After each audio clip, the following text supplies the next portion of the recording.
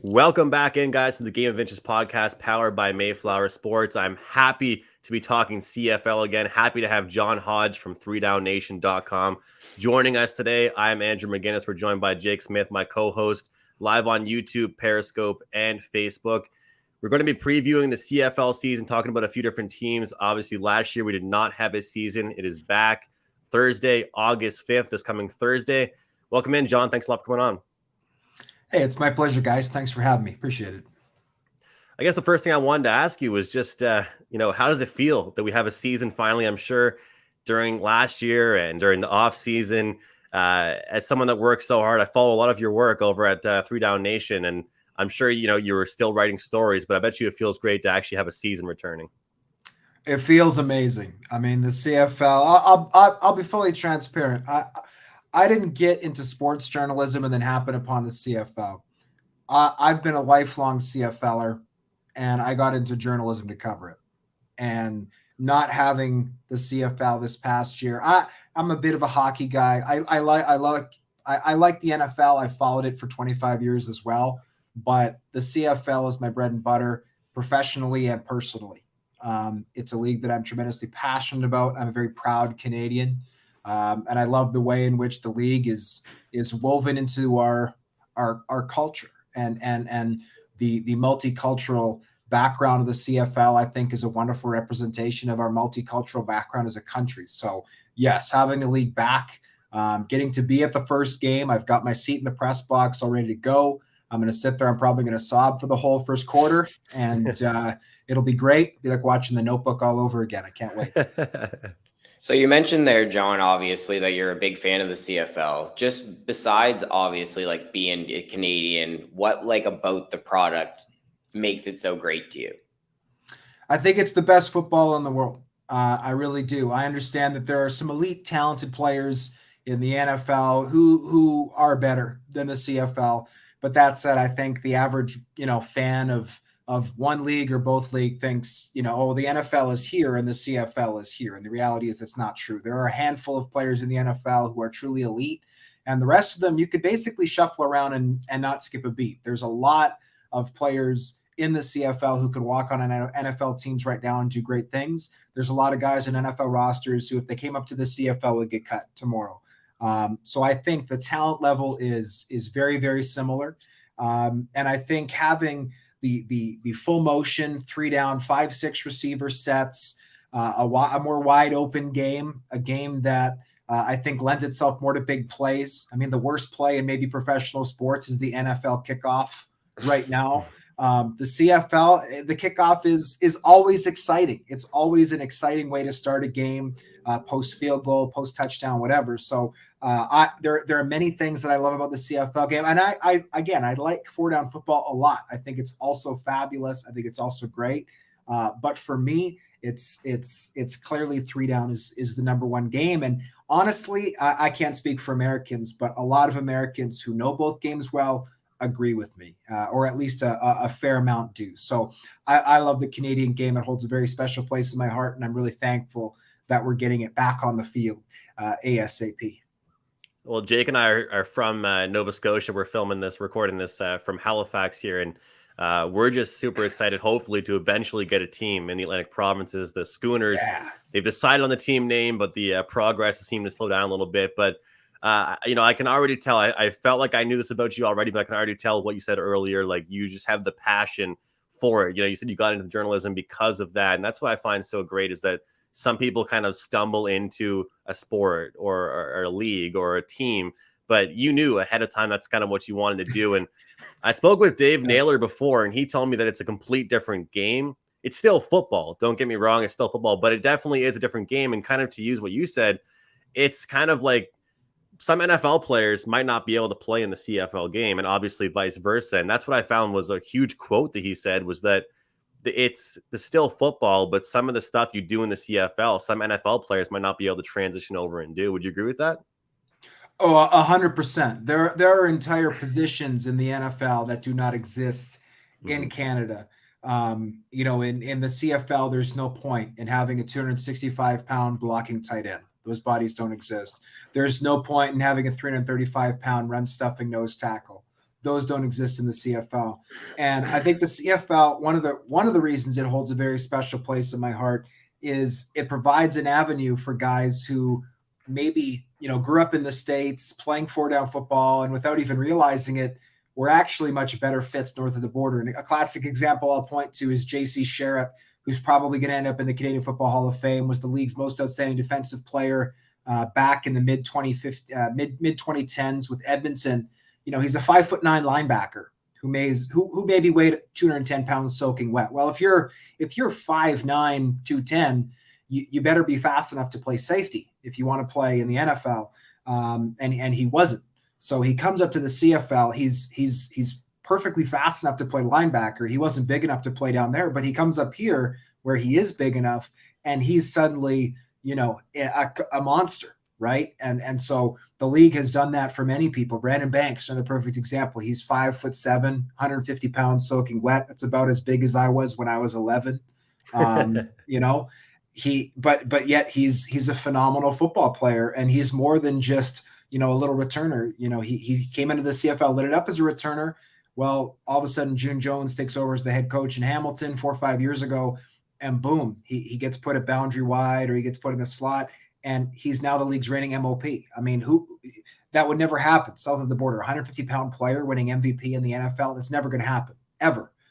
In Canada, it does, and I love that it gives that opportunity for guys who have elite talent, but maybe just don't fit that mold that you need as a prototypical NFL player.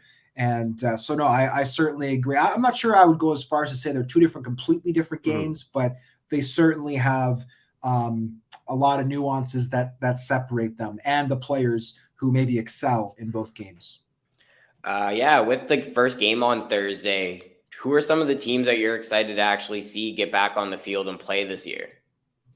Well, let's start off with the first game. So, I mean, I'm in Manitoba. The Blue Bombers are hosting the Hamilton Tiger Cats. These two teams faced one another in the 2019 Grey Cup. Hamilton came in having their greatest regular season of all time. They went 15-3. They won the East Final easily against Edmonton. They were heavily favored coming into the Grey Cup game. The Bombers kind of snuck in. Quite honestly, they went on the road to Calgary, went on the road to Saskatchewan, won those two games in the postseason kind of by surprise. Zach Collaros joined that team super late on trade deadline day. Didn't, have a ton of experience in that offense, just kind of did the most that, he could. But it was a very run-first, run-heavy offense. Chris Streveler mixing and matching in at the quarterback spot. And so I'm really excited to see both teams. The Bombers have changed very little since then, relatively speaking. They've got about 20 starters of their 24 that are expected back in the starting lineup, depending on who's healthy. The Ticats have changed a little more, but Jeremiah Mazzoli's back. He tore his ACL in August of 2019. He'll be back in the starting role. I'm very excited to see him. I'm excited to see all 9 teams, but beyond that, probably the one I'm most looking forward to seeing on the field is Toronto. Yes. Because Toronto has had probably the most turnover of anybody. Nick Arbuckle, I think, is going to be the starter there unless his hamstring holds him out. But McLeod Bethel-Thompson is solid. Outside of that, they just got so many new faces. It's going to be really exciting to see what guys like Shane Ray, Coney Ely, Sean Oakman can do, former NFLers, but they've also assembled this wild crew of former CFL All-Stars. They got Cam Judge in the linebacking core. They got Enoch Mwamba in the linebacking core. Their receivers, they got Tavares Daniels and Eric Rogers, who were together for years in Calgary. They brought in Ricky Collins, who had 1,000 yards in 2019 with Edmonton. They got Juwan Breskison, big-body Canadian slot, who was great when healthy with the Stamps, but spent more time on the injured reserve than on the field. So they've kind of done this almost NBA style, free agent grab, just going and scooping up all kinds of talent. And it could work to their favor. It could gel immediately. And it's like, wow, this team, because they were terrible in 2019. I think they won 4 games, but if it gels, they could be great. And if it doesn't, it'll be equally entertaining to watch it all blow up. So I'm excited for all 9, but those are a few teams I'm watching for. I was doing a lot of CFL betting content today, and of course, we're still learning about the teams and players, but we're also looking at value and stuff like that. And Toronto was a team that I spoke about that I might give it a few weeks to wait until I can see them prove to me they've gotten better. But I feel like, from the point spread standpoint, I'll get some good value with them later on in the season. And you got some, great pass rushers now. They've, upped their defense a little bit, and we'll see what Arbuckle can be like as a starter. I think Bethel Thompson is good, but I don't think he's next level. I think he's someone that can hang in there and make average plays. But I think Arbuckle could be that guy to take him to the next step. But John, one thing I think that's interesting about the CFL, some people might not like, but you talked about it with the turnover and using that NBA reference and going to pick up different players. I love it. Every single summer, or every single year, my favorite thing is just like logging on and you check and you try and see, okay, who is on this team that wasn't last year, who have made the biggest changes, and even coaches. I mean, from you in Winnipeg, Paul LaPolice, not with them anymore, going to Ottawa. What can you say about just a few other changes you've seen, even coaches or players? Because I look at even Jamie Elizondo going to Edmonton. I'm actually very high on the Elks this year, whereas some of the the guys in Vegas aren't really too high on it. Giving them like 11-1 or 10-1 to win the Grey Cup. With Elizondo very familiar with Harris and Ellingson from their history in Ottawa. What can you say just around the league just come to your head from some off-season moves that you've been impressed with? Yeah, I'm personally, I'm torn. I think some turnover is good for the CFL, right? Getting those headlines every February with the free agent frenzy that takes place. Personally, I would like to see that toned down just a little bit. I do think there's, like, I've heard a lot of fans. This isn't my take. This is a lot of fans that I've heard saying, like, I don't even want to buy a jersey anymore, because if I buy a jersey and a guy, a year later, he could be my favorite player now, but I don't want to buy his jersey if a year from now he signs with a rival team. So I think there's a little too much turnover, but there's a balance there that they just need to find. It kind of started, I think, 4 or 5 years ago with the introduction of 1-year contracts for veterans that didn't used to be there. It used to be you always had to sign 1 plus an option. Now it's 1. And as a max you can sign, and most guys do, because that's the other thing the CFL has done that shot themselves in the foot, is these guys sign 3-year contracts, they underperform year 1 and the team cuts them.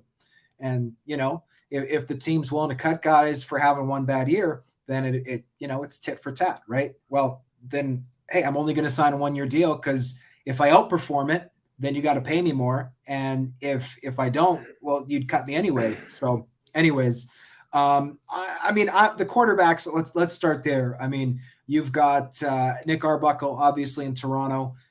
We talked about him a little bit already. I'm excited to see what he could do, because they brought in James Franklin in 2018, who was supposed to be the next big thing.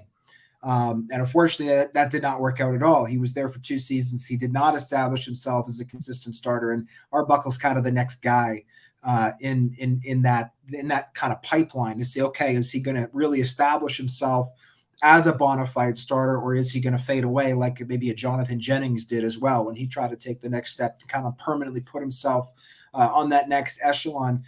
Matt Nichols, I'm interested to see what he can do. He's obviously with Paul LaPolice in Ottawa. Matt Nichols, I don't think, has ever really gotten the credit that he deserves to an extent. He is a game manager, but I don't think that's a criticism or a knock on him, because he can protect the football. And with Paul LaPolice, it's going to be a run-heavy offense. Anyway, the Bombers led the CFL by an extremely wide margin in rushing in 2019, and they scored, I think, the most points of anybody, despite having the fewest passing yards. So, the things, and Bomber fans would complain here in Manitoba saying, oh, well, I wish they could pass the ball more. Well, you don't get points for passing the ball. You get points for scoring touchdowns and kicking field goals, and the Bombers scored more points than anybody. At the end of the day, that's the goal as an offense, score points. If you score points, you win games. So I'm excited to see what he can do coming off shoulder surgery. I hope that he's back to 100%. And I'm interested really to see what Paxton Lynch can do if he gets into a game for the Riders. I think it's good for the CFL when big name players come from the NFL, make a roster, hit the field. There's going to be eyeballs from the States. I think he's going to enter the season as the number 3 behind Cody Fajardo and Isaac Harker. But if he does get into a game, I don't think it'll be quite like Johnny Manziel level hype, but I think it's going to be, I still think it's going to be pretty hyped up. And that didn't really work out too well. No, that was a disaster on all fronts. But that being said, I've been in a couple calls with the media in Saskatchewan, and one of them, Paxton Lynch, spoke. And I think his brain and his heart are in the right place when it comes to the CFL. He's honest in that he wants to get back to the NFL, but he's been on 3.5-hour conference calls on Zoom with offensive coordinator Jason Moss. Like, he's really putting in the work, and he's not taking the CFL lightly, which we know is exactly what Johnny Manziel did, which was his downfall. You're not going to show up to the CFL and light it up on day one. No, nobody's done that. Even the great Doug Flutie, showed up, and in his first year, he threw more picks than touchdowns. Now, he went on to win MOP, I think it was 5 times, but still, his first year was a tough adjustment year. That's going to be the case for anybody. So if Lynch can get into a game, I'm curious to see what he could do. Yeah, so I just wanted to ask you specifically, like with the year layoff, how do you think that's going to impact the first couple weeks of the season? That's a great question. I don't know. I could try to speculate. I've had some people tell me that they think the defenses are going to be really hot early because offenses are going to have issues with timing. I've had some people tell me the opposite. They think the offenses are going to be hitting it early. I've talked to some people about injuries. They think it's going to be less when the season gets underway. We had a bunch when training camp started. But the guys have now been running around for 3 weeks, not necessarily hitting, but they've been running around. So some people think the injuries are going to go up. Some people think the injuries are going to go down because it's kind of an unprecedented thing, right? These are guys. It's not like an XFL starting where a lot of these guys were playing in the NFL last year or in college just the previous year. These are predominantly veteran CFL players who, are in their mid-20s and 30s. Who haven't played football in 21 months. So I don't know, to be honest, what's going to happen. What I'm hoping happens is the level of football is really high and that injuries don't take place. That's what I've got my fingers crossed for, and what I'm sure most fans do. But come Thursday, we'll see. There could be a blown Achilles in the first 5 minutes. I'm going to knock on wood just for saying that. But we'll have to, because again, these guys have not been banging bodies in training camp. It's not the 1990s anymore. The CFL doesn't really do that. They don't, like the rest of the season, they're not going to even have guys in pads at practice, which is probably a problem, but it's for another day. So I hope we see really high quality football. I think there's a bit of an advantage for teams like Winnipeg, like Hamilton, like Calgary, Saskatchewan to an extent, who have a lot of continuity on their rosters and with their coaching staffs, but remains to be seen. If the wrong player gets hurt, it can obviously sink your season really fast. I took a look at your article you did. It was about Brandon Banks, and the headline was just talking about how he wants to shut up the fans early in Winnipeg. And I can definitely respect, obviously in your personal life, you're a Winnipeg fan, but of course, professional, you have to cover every single team and stuff. So I just wanted to get your thoughts on, how motivated he sounded, even though that was in 2019. I mean, I liked that from someone that follows the league quite closely and it always tries to find new articles and looking for quotes, because quotes are really the only thing I can rely on before a season actually starts and what I've seen. And, that quote really said people can say things like every coach says their team looks good in training camp, but for Speedy Banks to say that he is that motivated to beat the team that took him out and make things right. And I don't think that it was anything on Dane Evans. I think that the team itself had probably one of their worst games of the season, and it just so happened to be in the Grey Cup. Now, I'm not taking any credit away from the Bombers because they had an outstanding season. They were underdogs actually throughout quite a bit of the season and ended up making a really good run. But, the motivation that it sounded like Speedy Banks said that he had, and for that being in 2019, it makes it sound like rivalries will be renewed right away across the whole league. Yeah, and let's talk about those 2019 Ticats for a moment, because they went 15-3 in the regular season. I'd have to go back and look at the scores, but I think those 3 regular season losses came by a combined 12 points. Like they could have easily won those 3 games. They were super, super tight. So for them to come out in the Grey Cup and get the snot kicked out of them, I mean, it was not a close game. Basically, the Bombers come out, they score, and then I think it was the Ticats' first possession. Willie Jefferson gets the strip sack, and it was just off to the races. Dane Evans looked remarkably uncomfortable in the pocket. And Hamilton, they had 2 great offensive tackles in Riker Matthews and Chris Van Zyl. Matthews is now in BC. Van Zyl's got a hand issue. He might not play week 1. But 2 outstanding offensive linemen who just got beat all day. Willie Jefferson and Jackson Jeffco coming off the edge. That was the story for me, was just the pressure that Winnipeg's front 7 was able to apply. Which again was wild, because we hadn't seen that in any of Hamilton's 18 regular season games, whether it was Evans or Mazzoli, and we didn't see it in the East Final for them against Edmonton either. So, I think there is a rivalry there. Speedy B talked about using the loss as motivation. He said some guys have moved on. They don't particularly care anymore. But he did say, yeah, there are some guys who are going to use it as motivation. And he said he's one of them. He's going to use it to have a chip on his shoulder, because a lot of pro athletes, it's part of what they do, right? They want the most motivation that they can possibly get, right? They'll take anything as a slight, and they do that with the media sometimes, right? You write something innocuous, totally, totally above board, and they'll take it the wrong way just for that extra juice. And I don't blame them for doing that either. So certainly Speedy B, I mean, he was very respectful about Winnipeg fans. He gave them a lot of credit, saying like, hey, you guys are, they're the loud, I didn't call them the loudest, but he said they're some of the loudest fans in the CFL.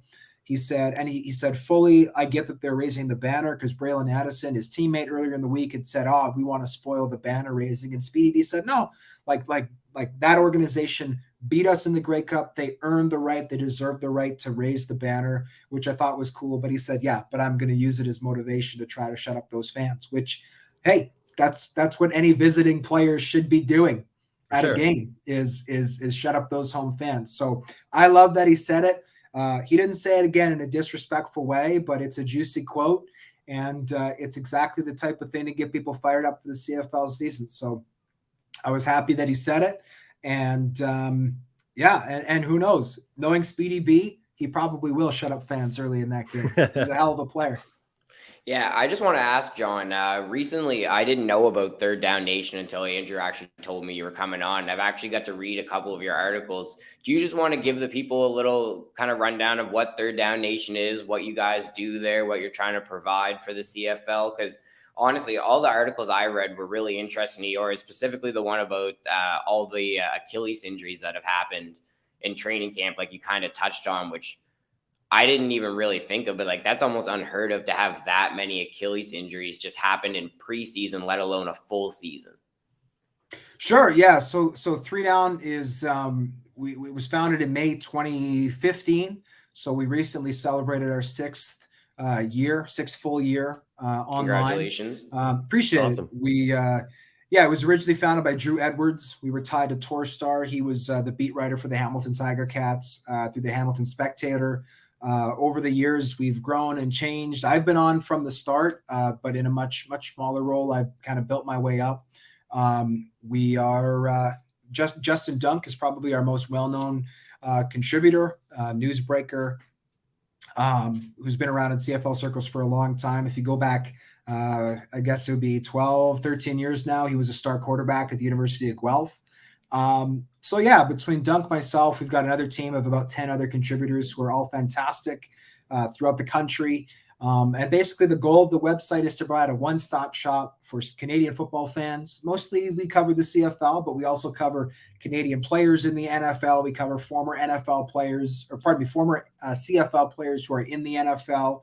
A lot of Canadian football fans still love reading about, guys like Alex Singleton, guys like Trey Roberson, guys who have gone down there and had really nice careers. And a little bit of youth sports as well, a little bit of Canadian junior football, that kind of thing as well. So that's basically the goal of the site. We have daily content. I think I just ran all of our numbers for July. I think we published 356 articles in the month of July.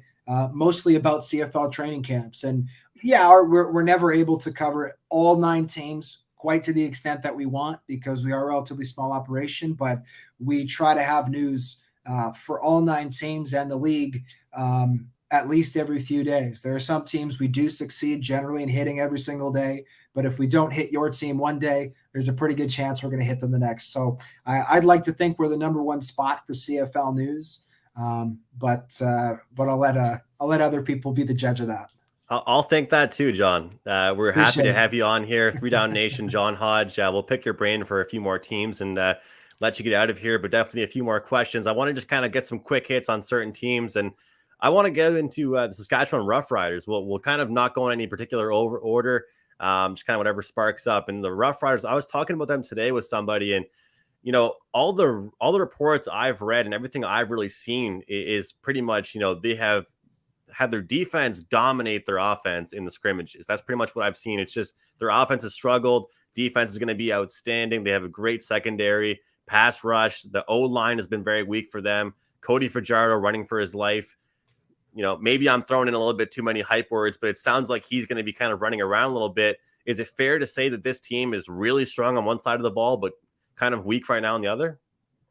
I think that's absolutely fair. To me, my question with the defense is in the linebacking core. We had Solomon Elimimian in the middle last year, Cam Judge on one side, and Derek Moncrief on the other.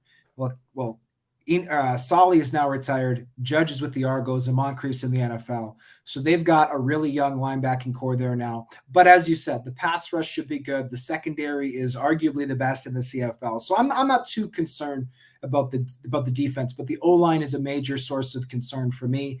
Left tackle Tyron Vaughn is going to be playing through a shoulder injury. It's braced up. He's fighting through pain, and the team has been open and honest about the fact that he might need surgery, which is a problem. At right tackle is supposed to be Takobi Caulfield. He retires before training camp. His replacement is supposed to be Cyrus Kouandjio, who's a former second-round NFL draft pick. He shows up to camp, plays for about a week. His knees are miserable. He retires. So now they're in a situation where they're going, okay, now we're going to play a Canadian at right tackle. Well, their best Canadian offensive lineman, who's played a little bit of tackle, Brendan Labatt, right before training camp says, you know what, I'm not playing. These restrictions are too severe. I want to spend time with my family. This is no good. So my point is, all offseason, you look at the Riders roster and you go, yeah, this O-line's perfectly fine. You got Dan Clark in the middle, who's really good. They added Evan Johnson in free agency. He'll do just fine. But with the injuries and the opt-outs, the retirements, all of a sudden, yeah, I'm concerned. Now, Cody Fajardo still has some elite weapons at his disposal. Kyron Moore, Shaq Evans, Jordan Williams-Lambert. Their Canadian receivers, I think, are very good as well. They'll start too. William Powell's a workhorse in the backfield. So, and Jason Moss is a great OC. That's the other thing I'll mention.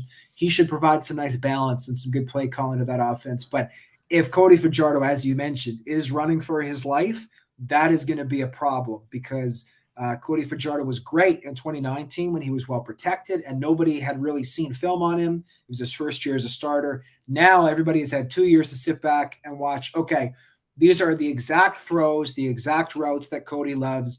This is the protection that he loves. When does he throw his picks? When does he throw his incompletions? X, Y, and Z. Okay, this is what we're going to try to force him into. And if he's having to go through that process while running for his life, I still think Cody's a great player, but I think we could see a regression there. So certainly a lot of pressure on the offensive line to start the season.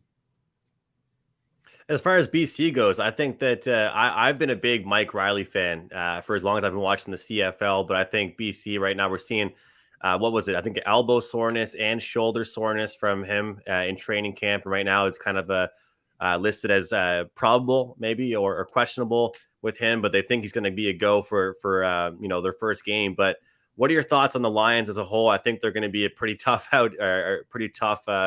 team going into this Western division. When you look at the other teams that are stacked up in this West division, I think it's going to be really hard for them to kind of stack up. That's what I was trying to say. I mean, I think that, they had some years where they had a decent offense. Then they kind of had one spot where it was a mainly good defense and a rough offense. But right now with this team, Brian Burnham's back and they have some guys that can contribute. But with how heavily stacked this West is, I just can't see them really competing. Yeah, to me, if I'm a Lions fan, the greatest reassurance I have is Jordan McSimic. Jordan McSimic was the offensive coordinator in Edmonton in 2019. And an amazing stat that I found is when Mike Riley, and these are old numbers, so I'm not going to be 100% on them, but when Mike Riley was in his last season in Edmonton in 2018, I think he got sacked approximately 50 times. The next year, new quarterback comes in, Trevor Harris, behind the same O-line, basically the same exact starting five. I think he got sacked 17 times in 2019. It was like 3-1. And so Jordan McSimic coming in to BC, who was the offensive coordinator for Trevor Harris in Edmonton, I think he knows how to design the offense for Michael Riley to get rid of the ball quickly. It's just up to Riley to make that happen. Because I think as much as BC's offensive line struggled in 2019, which it did, I'm not arguing that, I think Michael Riley's unwillingness to get rid of the ball quickly and make fast decisions made the offensive line look a lot worse than it was. Because as a quarterback, your job is to stand back there and all you're going to do is wait until somebody blasts you and chuck it up to Brian Burnham 45 yards down the field. You're going to get hurt and your offensive line is going to look terrible. So I think if I'm a Lions fan, the number one thing I want to see is Michael Riley getting rid of the ball quickly. I think Jordan McSimic can make that happen, or at least help make that happen. The O-line is a little better than it was last year, but again, personnel-wise, I don't think that offensive line was all that bad in 2019. I think it was made out to look worse than it actually was. The defensive side of the ball, the secondary is great, but the front seven is the youngest in the CFL. Jared Tavai at defensive end is really the only veteran in that entire group. Jordan Williams, the former first overall pick, is that middle linebacker. I'm really excited to see what he can do because he's super, super athletic. Another guy like a JC Sherritt we talked about earlier, who I think has always been an NFL caliber talent, but he's 5'11" and about 215 pounds. You're not playing middle linebacker in the NFL at that size. Well, Canada, it's the perfect place for you to be if you're a baller who's that size. So I'm excited to see what BC does. I do have them as my bottom team in the West right now. We posted some projected standings on 3 Down today. If anybody wants to check them out. But yeah, I did have BC at the bottom. Do I think they can make the playoffs this year? Yes, but I think it comes down to can the defense gel, and can Michael Riley make quick decisions with the football? Because if he does, I think he could stay healthy. But as you mentioned, he's already a bit banged up, and if he tries to hold on to the ball forever, it's not going to be a recipe for success on the West Coast.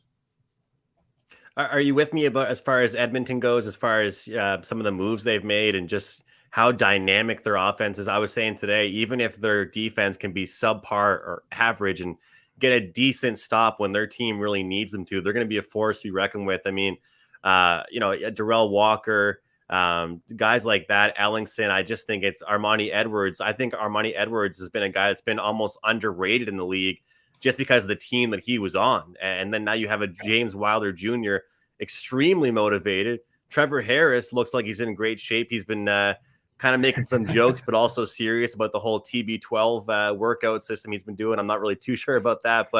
And then Jamie Elizondo. So we'll get some quick hits from you. Might as well stick with the West with Edmonton. I mean, are you with me as far as if they can, even be decent on defense? I think they're a force to reckon with on offense.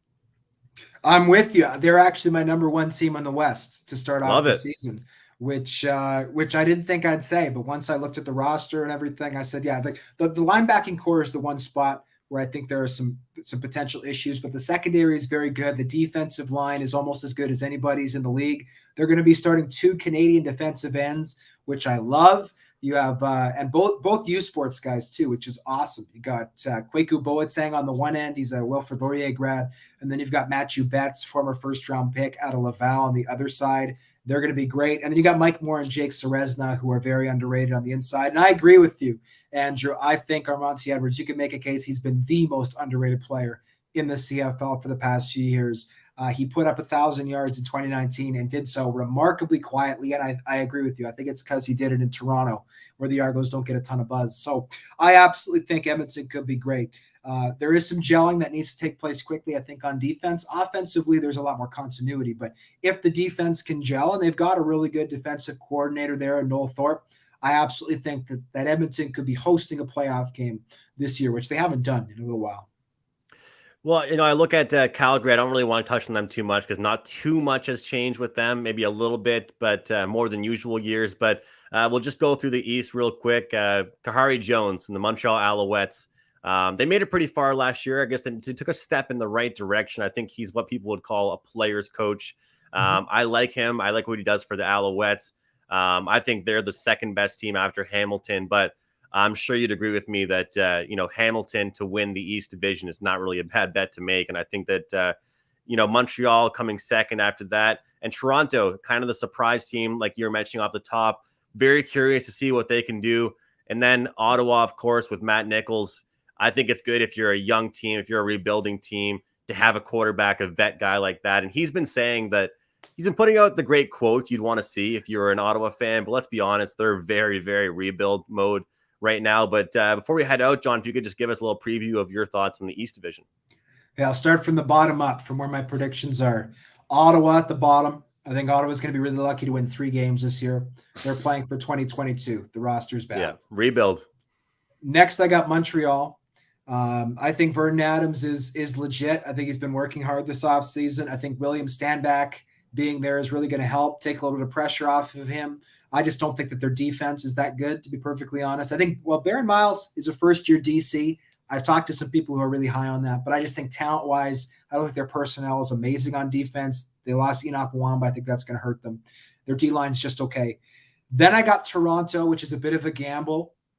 I don't know that Toronto's going to finish third or second. I could see them in third, as you suggest, with Montreal 2, Toronto 3. But I just think the amount of talent that's there is as high as anywhere in the CFL. It just has to gel. I think that's the most important thing. No guarantee that'll happen. And the coaching staff, let's also remember, is super young. You got Dinwiddie as a first-year head coach. Jarius Jackson is still a relatively young OC, and Glenn Young is in his first year as a DC. So I could see it blowing up too. But on raw talent alone, I got them in second. And first, Ticats. Honestly, the Ticats, I think, can basically sleepwalk through this regular season. For them, the season really starts at the end of November with the playoffs, because there's going to be a lot of pressure on them to end what is now, because Winnipeg won the 2019 Grey Cup, the longest championship drought in the CFL at 21 years. Because guess what? The Grey Cup is in Hamilton this year. It hasn't been in Hamilton since 1996. Hamilton does not get many chances to host the Grey Cup. So the chance to win it at home and end a long drought, that's a lot of pressure. So I think they're going to make it through the regular season just fine. But the pressure really kicks up when all of a sudden, hey, guys, we whatted the bed last year in this game. We can't afford to do that again in front of our hometown fans. At least the revenge tour could potentially lead to winning a championship at home field, the donut box, also known as Tim Hortons Field. And Toronto, like you said, is definitely the wild card that could be a sneaker in this division if they kind of pick things up and everything gels together. John Hodge from 3 Down Nation, we appreciate you coming on. We hope we can talk again during the season. I know you're going to be very busy, but thanks a lot for your time, John. We appreciate you. Yes, thanks for coming on, John. My pleasure, guys. Thanks for having me anytime.